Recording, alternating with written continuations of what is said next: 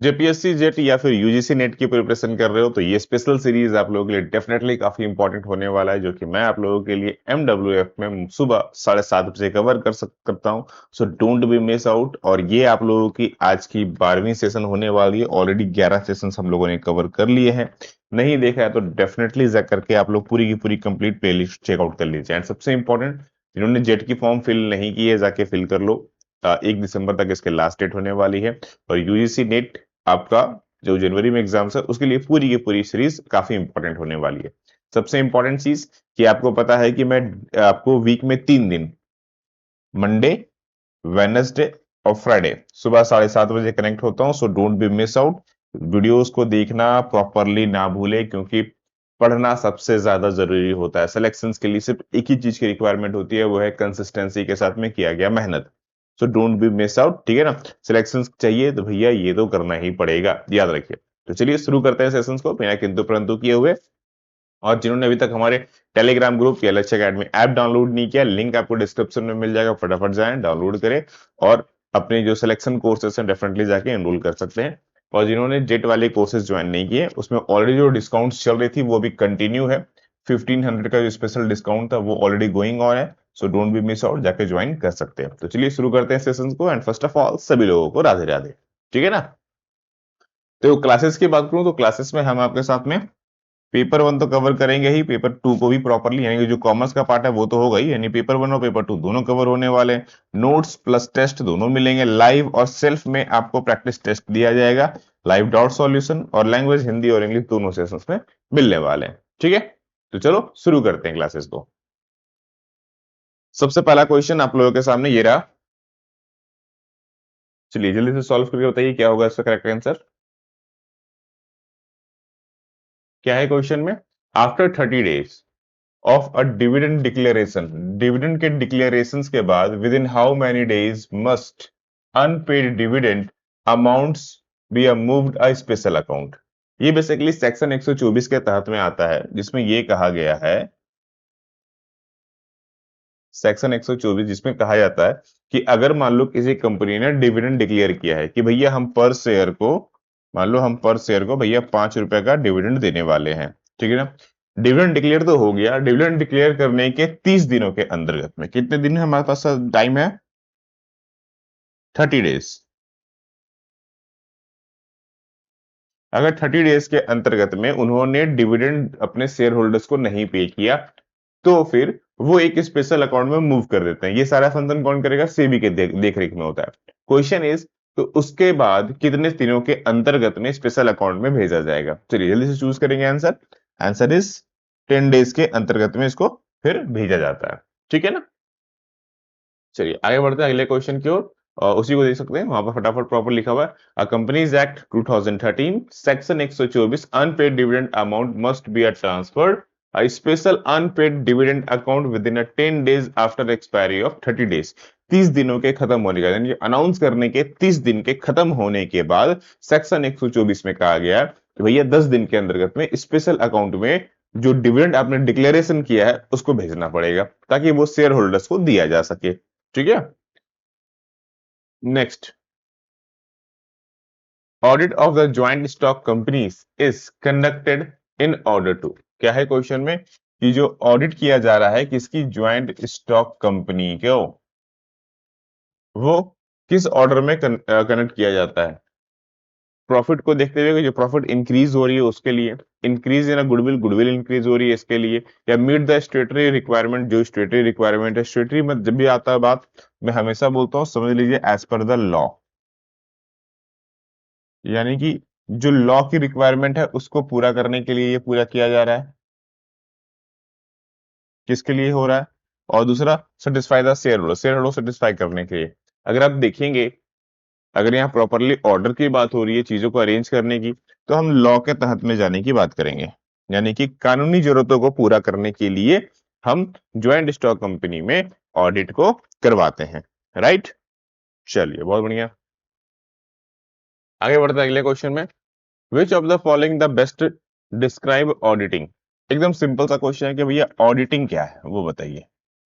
Auditing तो पढ़ना लोगों ने स्टार्ट कर दिया, बट ये ऑडिटिंग होता क्या चाहिए? चलो जल्दी से बताओ। देखो ऑडिटिंग है क्या, अगर सिंपल सी भाषा में बोला जाए, ऑडिटिंग का मतलब होता है जांच करना। अब किस चीज की जांच हो रही है?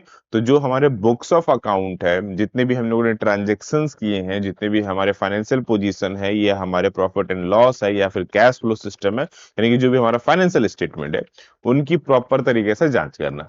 तो एक तरह से बोल सकते हैं it is the verification and the evaluation of the financial information. जो भी आपने फाइनेंशियल इंफॉर्मेशन प्रोवाइड की है, चाहे वो पीएनएल अकाउंट की हो, चाहे वो हमारा बैलेंस शीट को हो, चाहे वो हमारा कैश फ्लो स्टेटमेंट का हो, जो तीन one of the most important चीजें होती हैं, इन तीनों की फाइनेंशियल इंफॉर्मेशन को प्रॉपरली चेक करना, वेरीफाई करना, उनकी प्रॉपर वैल्यूएशंस भी करना। ठीक है, ये सब कुछ है, आ जाता है। चलो आगे बढ़ते हैं। ओके, असेसन और रीजन वाले क्वेश्चन है, ये बहुत ज्यादा एग्जाम्स में पूछे ही जाते हैं आजकल, पता है आपको।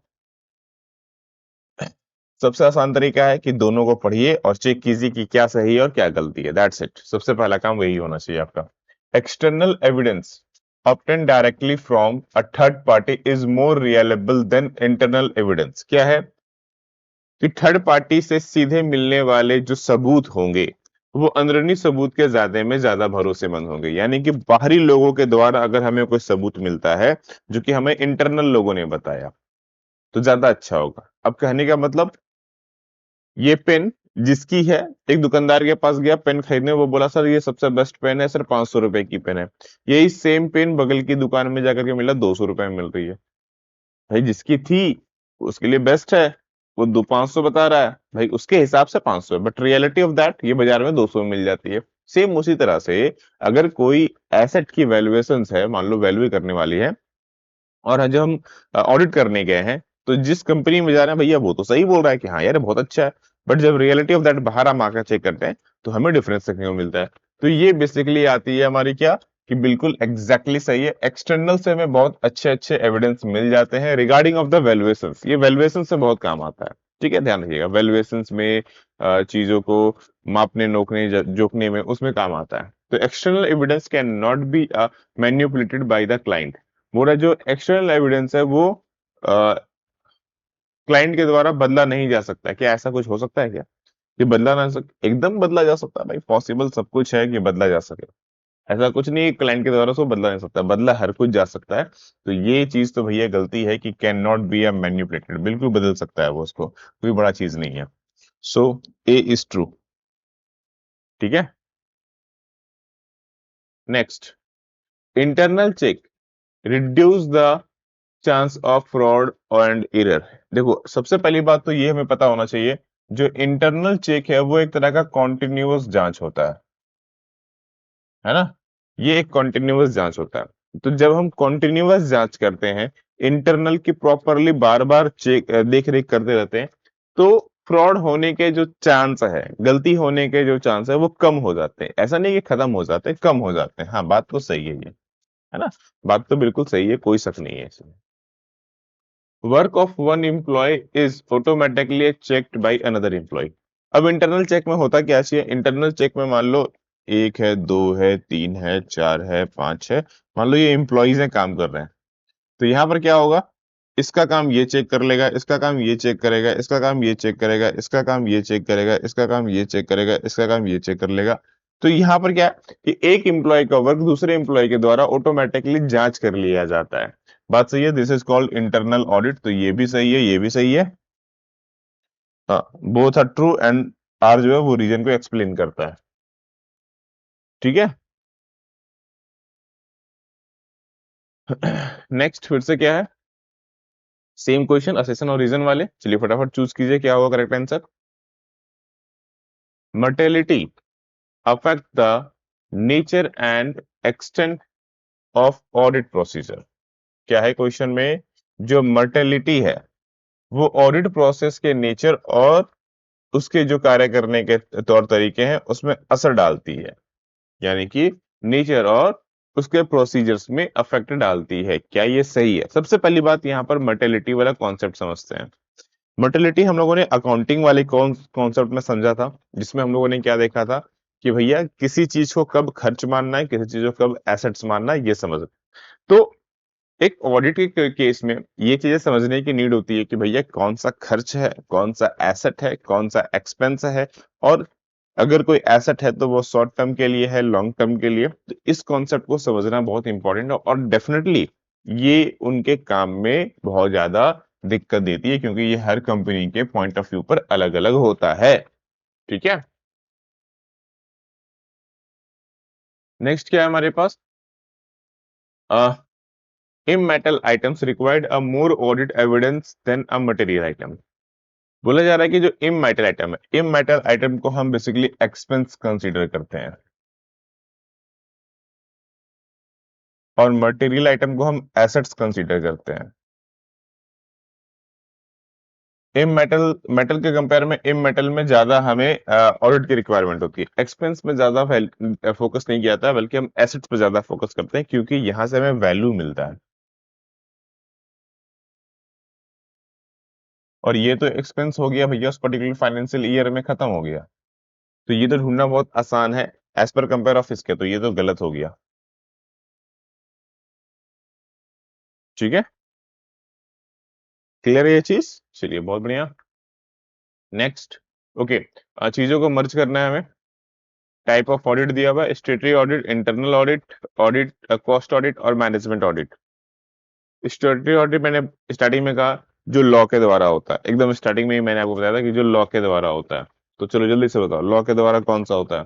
देखो, मैंडेड बाय द लॉ लिखा हुआ है बी नंबर में। मैंडेड बाय द लॉ, तो जो भैया वन का बी होगा। ठीक है ना? चीजें आसान हो जाती है। इंटरनल ऑडिट क्या होता है? अभी हम लोगों ने कुछ कुछ देखा था, जो चीजों को अंदरूनी जांच करते रहता है, एक दूसरे को चेक करने की काम करती है। यानी कि एक तरह से बोल सकते हैं इंटरनल कंट्रोल या इंटरनल एव्यूलेशंस पर फोकस करता है। सो बी का वन, ये भी काट दो भैया, अब तो मिल गया, एक ही ऑप्शन सही होने वाला है, हमें आराम से मिल गया। कॉस्ट ऑडिट, जो कि कॉस्ट पर फोकस करता है, प्रोडक्शंस पर। कॉस्ट ऑडिट हमारा किस पर काम करता है?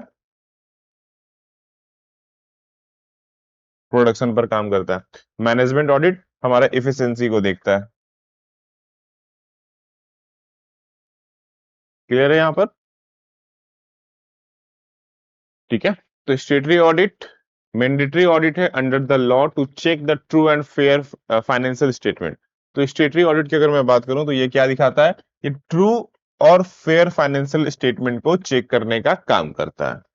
अगर मैं इंटरनल ऑडिट की बात करूं, तो अभी जो हम लोगों ने देखा था, ये कंडक्ट करवाया जाता है बाय द कंपनी। कंपनी खुद कंडक्ट करती है अपने स्टाफ के माध्यम से, जो कि मॉनिटर करती है इंटरनल कंट्रोल को, और अपनी इफिशियंसी को जांच करने का सबसे आसान तरीका उनका माना जाता है। कॉस्ट ऑडिट की बात करता हूं मैं, तो ये बेसिकली प्रोडक्शन पर बात करता है। तो कॉस्ट को रिड्यूस करने, कॉस्ट को रिकॉर्ड करने, कॉस्ट के अकाउंट को मेंटेन करने, और इंश्योर करते हैं कि प्रॉपरली हम कॉस्ट कंट्रोल कर सके, उसको देखने में यूज टू होता है। मैनेजमेंट ऑडिट के बारे में बात करूं, तो मैनेजमेंट की पॉलिसीज को देखने के लिए, मैनेजमेंट के परफॉर्मेंस को जानने के लिए, डिसीजन मेकिंग के तरीके को, अपनी एफिशिएंसी को देखने के लिए, इन सभी चीजों को एवेलुएट करने का काम करता है by the help of the top management. ठीक है ना? ध्यान रखेंगे इससे हम चीजों को। चलिए आगे बढ़ते हैं अगले क्वेश्चन पर। फिर से मैच आउट करवाना है हमारे पास। वॉचरिंग, वेरिफिकेशन, वैल्यूएशन और कास्टिंग। चलिए जल्दी से बताएंगे। वाउचर जब भी मिले तो सिंपल सी भाषा में समझिए, बिल। ठीक है। वाउचर का मतलब होता है बिल, वेरिफिकेशन का मतलब जांच हो गया, वैल्यूएशन का मतलब प्राइसेस चेकआउट करना है, और कास्टिंग का मतलब चीजों को देखना है। चलिए जल्दी जल्दी बताएं क्या होगा सही आंसर।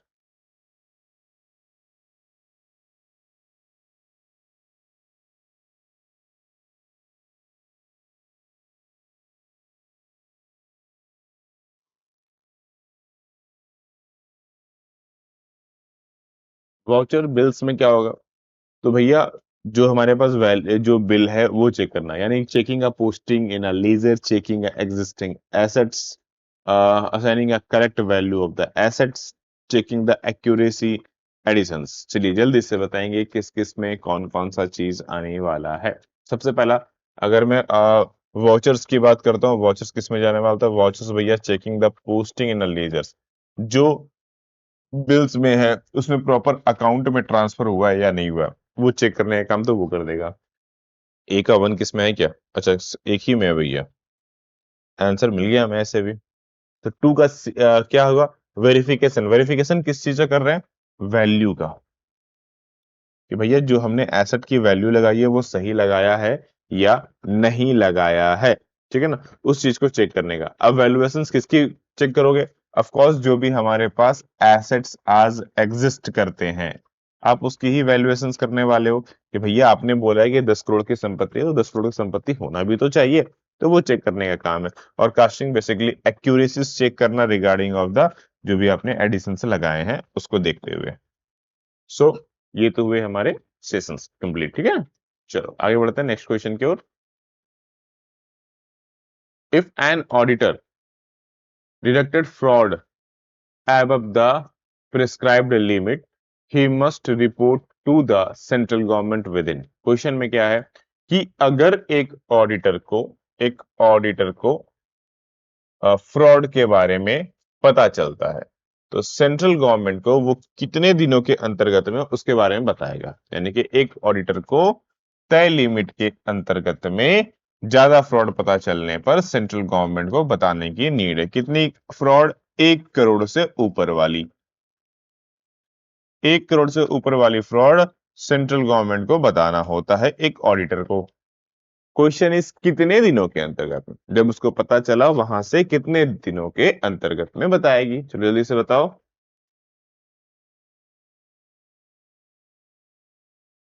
45 डेज ऑफ आइडेंटिफिकेशन, उसको पता चलने के 45 दिन के अंतर्गत में। जब से उसको पता चला तब से 45 दिन के अंतर्गत में वो बताएगा, ठीक है ना। क्योंकि ये जांच करना भी जरूरी है कि भाई सच में फ्रॉड है भी नहीं है, तो वो दोबारा वेरीफाई कर सके इसलिए। When a central government seek an explanation from the auditor, he must reply within। जब सेंट्रल गवर्नमेंट ऑडिटर से अगर एक्सप्लेनेशन मांगती है, यानी कि अगर सेंट्रल गवर्नमेंट किसी ऑडिटर से किसी पर्टिकुलर चीज को लेकर कोई क्या मांगती है, इंफॉर्मेशन मांगती है, एक्सप्लेनेशन मांगती है, तो उसे कितने दिनों में सबमिट करना है। ठीक है, मान लो फॉर एग्जांपल के लिए एक कंपनी में सेंट्रल गवर्नमेंट को फ्रॉड लग रहा है, या फिर एक ऑडिटर रिपोर्ट ने रिपोर्ट किया कि भैया यहाँ पर 5 करोड़ का फ्रॉड हो गया, 500 करोड़ का फ्रॉड हो गया। ठीक है, अब सेंट्रल गवर्नमेंट को कुछ उसमें भी दिक्कत लग रहा है, उसने कुछ क्वेश्चंस पूछे हैं ऑडिटर से कि भैया ये चीजें बताओ। तो जब वो एक्सप्लेनेशन बताए वो कितने दिनों में होना चाहिए, जल्दी से बताएंगे। आंसर इज 15 दिनों के अंतर्गत में। कितने दिन में? 15 दिन में बताने की रिक्वायरमेंट होगी। Next, engagement letter, management representation letter, audit report और working paper. One of the most important, जब एक ऑडिटर वर्क करता है ना, तो ये सारी चीजें उसके लिए रिक्वायरमेंट होती है। चलो जल्दी जल्दी बताओ क्या क्या चीजें आएंगी।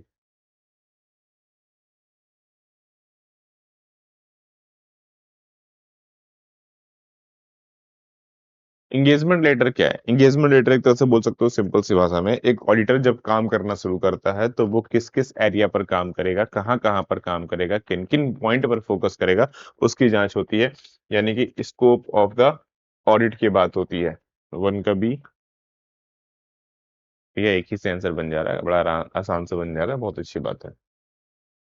मैनेजमेंट ऑडिट की बात करूं तो चूंकि मैनेजमेंट रिप्रेजेंटेशन की बात हो रही है, किस तरह से वो रिप्रेजेंट करेगा, तो written a confirmation from the management कि किस तरह से वो अपना जो वर्क है वो करने के बाद चीजों को देखेगा, रेक करेगा, उन सब के रिगार्डिंग में बेसिकली वर्क होता है। ऑडिट रिपोर्ट की बात की जाए, फाइनल ओपिनियन जो होगा, जब ओपिनियन की बात होगी तभी रिपोर्ट आएगा। रिपोर्ट का मतलब ये नहीं है यहाँ पेपर में चीज देना, रिपोर्ट का मतलब हो गया चीजों को देख रेख नहीं करना, बल्कि अपनी जो उसको समझ है वो अपनी राय देना, ठीक है ना, ओपिनियन देना, ये सबसे इंपॉर्टेंट है। वर्किंग पेपर की बात करूं तो एविडेंस को चेकआउट करना, ठीक है। चलिए आगे बढ़ते हैं अगले क्वेश्चन में। ओके, नेक्स्ट क्वेश्चन फिर से हमारा मैचिंग ही है। Inherent risk, control risk, dedication risk और ऑडिट रिस्क, 4 तरह के रिस्क हैं ऑडिट के अंतर्गत में। तो जल्दी से बताएंगे कौन कौन सा किसमें आएगा।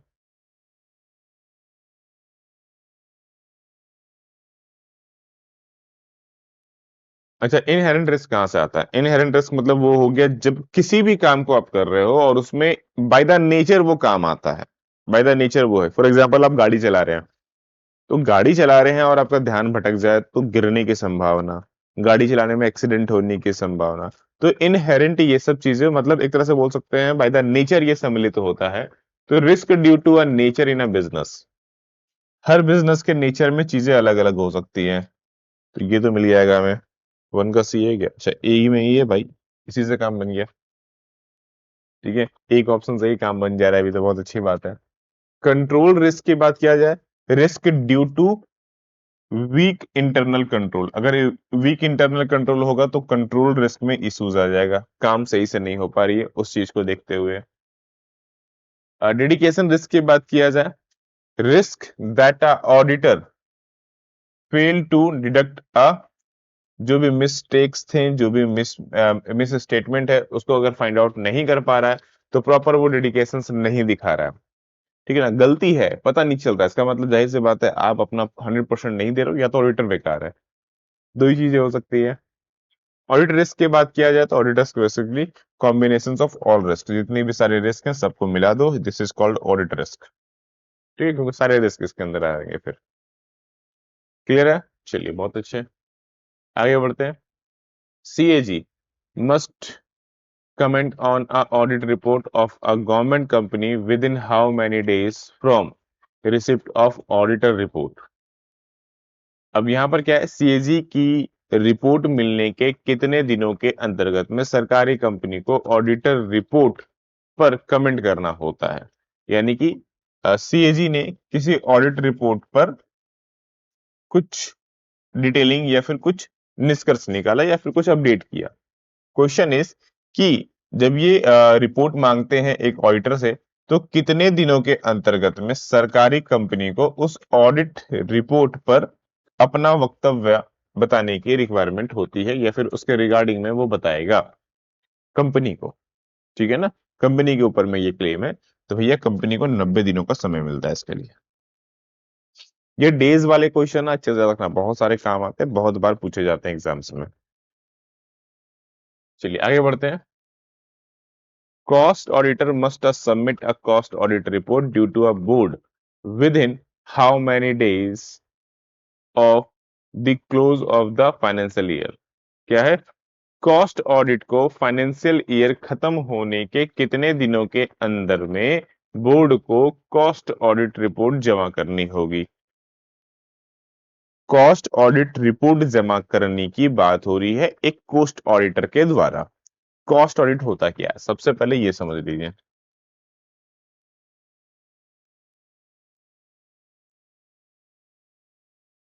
देखो, जब भी आप कोई चीज प्रोड्यूस करते हो,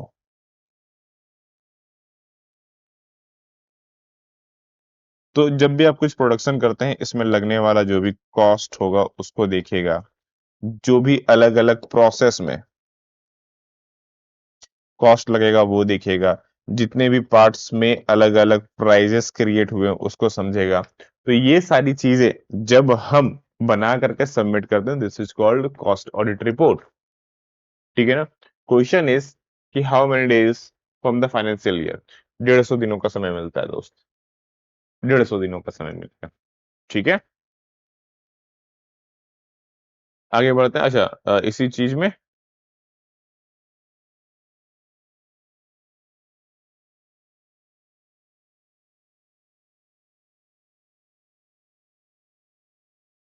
चलो पहले ये देख लेते हैं।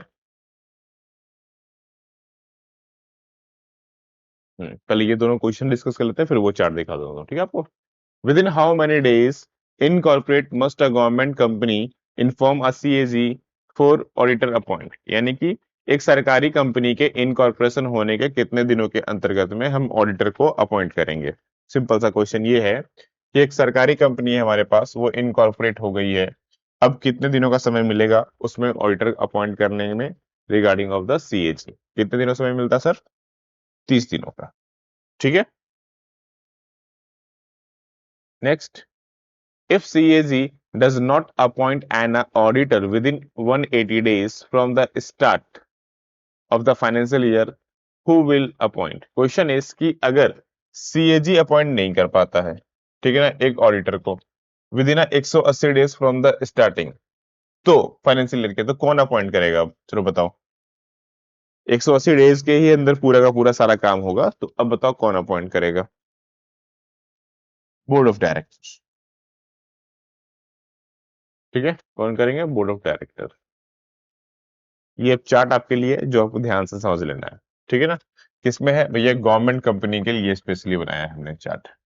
देखो, ऑडिटर हमारे तीन तरह से इनरोल होते हैं। सबसे पहला ऑडिटर, जब कंपनी हमने बनाया तब पहला ऑडिटर, जो कि सेक्शन 139(7) में आता है। फिर सब्सिक्वेंट ऑडिटर, मतलब पहले के बाद चाहे दूसरा हो, तीसरा हो, चौथा हो, पांचवा हो, छठा हो, या फिर पता नहीं कहां तक हो, वो सेक्शन 139 सेक्शन 5 में। कैजुअल वैकेंसीज, मतलब ऑडिटर हमने अपॉइंट किया, टाइम ड्यूरेशन होने से पहले वो हट गया, या तो वो रिजाइन हो गया, या तो उसकी डेथ हो गई, या तो अब वो ऑडिट के लायक नहीं रहा, जो भी हो, ड्यू टू एनी रीजन, तो कैजुअल वैकेंसीज। ध्यान से देखो सब कुछ आराम से, बहुत इंपॉर्टेंट है ये। जो पहला ऑडिटर होगा वो सीएजी अपॉइंट करेगा, वो भी 60 दिनों का डेट ऑफ रजिस्ट्रेशन है। डेट ऑफ रजिस्ट्रेशन यानी इनकॉर्पोरेट होने के 60 दिनों के अंदर में अपॉइंट करना है। गलती से ये फेल हो गया तो फिर ये काम करेगा बोर्ड ऑफ डायरेक्टर, नेक्स्ट 30 दिनों के अंतर्गत में। यानी कि 60 और 30, 90 दिन, स्टार्टिंग से लेकर 90 दिन तक। गलती से ये भी फेल हो गया तो फिर आएगा मेंबर की बारी।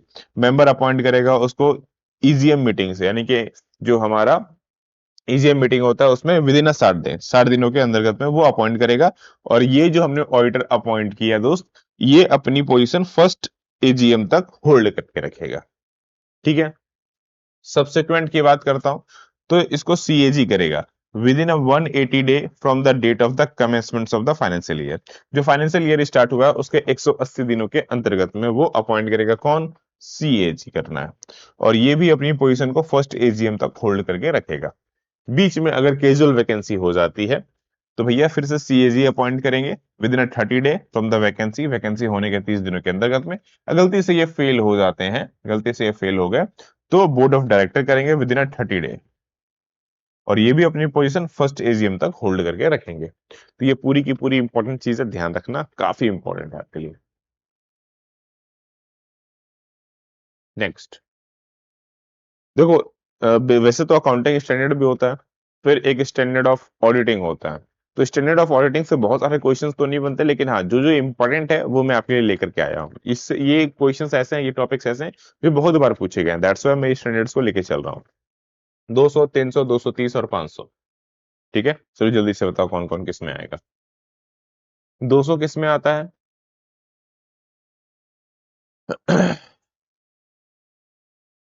200 बेसिकली ऑब्जेक्टिव की बात करता है एक ऑडिटर का, ऑडिटर के ऑब्जेक्टिव्स को लेकर के। तो ऑब्जेक्टिव ऑफ ऑडिटर, ऑडिटर के ऑब्जेक्टिव्स को चेकआउट करने के सबसे इजी तरीके में आप चेकआउट कर सकते हो।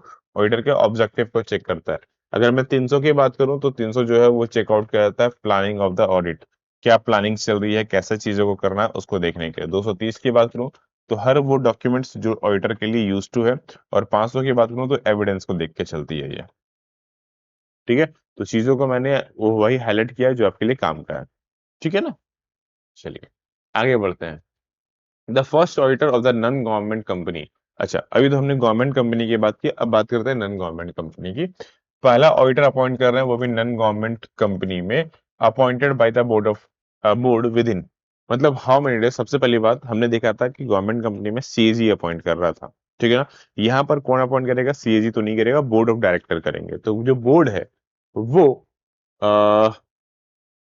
फर्स्ट ऑडिटर को अपॉइंट करने के लिए कितने दिनों का समय लेगा? चलिए जल्दी से बताइए। 60, 30, 90 या 45 इनकॉर्पोरेशन के होने के बाद? बहुत अच्छे, 30 दिनों का वो समय लेता है। The tenure of the auditor appoint at an AGM in non government company. अगर किसी ऑडिटर को हमने अपॉइंट किया है with the help of AGM meeting non government company में, वो अपनी पोजीशन कब तक होल्ड करता है? तो वो अपनी पोजीशन आपको पता है 6th एनुअल जनरल मीटिंग तक। 6th एनुअल जनरल मीटिंग तो है नहीं, या तो ईयर दिया हुआ है, ईयर चूज करो जो इसके बराबर हो। 5 ईयर या फिर 6th एनुअल जनरल मीटिंग तक। ठीक है, तो ये दोनों चीजें सिमिलरिटी हो गई। तो जैसे गवर्नमेंट कंपनी का दिया, ये नॉन गवर्नमेंट कंपनी का, दोनों ध्यान से देख लो। फर्स्ट ऑडिटर इसमें भी आएगा सेक्शन 139(6) में। सब देखो, सेक्शंस याद रखना कंपलसरी है। सब्सिक्वेंस इसमें भी है 139(2)(1) में। सब्सिक्वेंस मतलब पहले के बाद दूसरा, तीसरा, चौथा, पांचवा, छठा, सातवां, आठवां, नौवां, दसवां, जहां तक चल सके। कैजुअल बीच में कभी खाली हो गया तो उसके रिगार्डिंग में यूज टू होता है, राइट। अब आते हैं इस पे पॉइंट पर कि सर चीजें समझते हैं इसको। First auditor board of director appoint करेंगे 30 दिन डेट ऑफ रजिस्ट्रेशन के अंतर्गत में। गलती से ये फेल हो जाए तो मेंबर अपॉइंट करेंगे ईजीएम के हेल्प से 90 दिनों के अंतर्गत में, और ये अपनी पोजीशन फर्स्ट एजीएम तक होल्ड करेगा। सबसिक्वेंस में मेंबर अपॉइंट करेंगे जनरल मीटिंग के माध्यम से, और ये अपनी पोजीशन फर्स्ट से लेकर के सिक्स एजीएम तक, जो कि क्वेश्चन में पूछा गया था, या फिर यहां पर हमने लिखा था 5 ईयर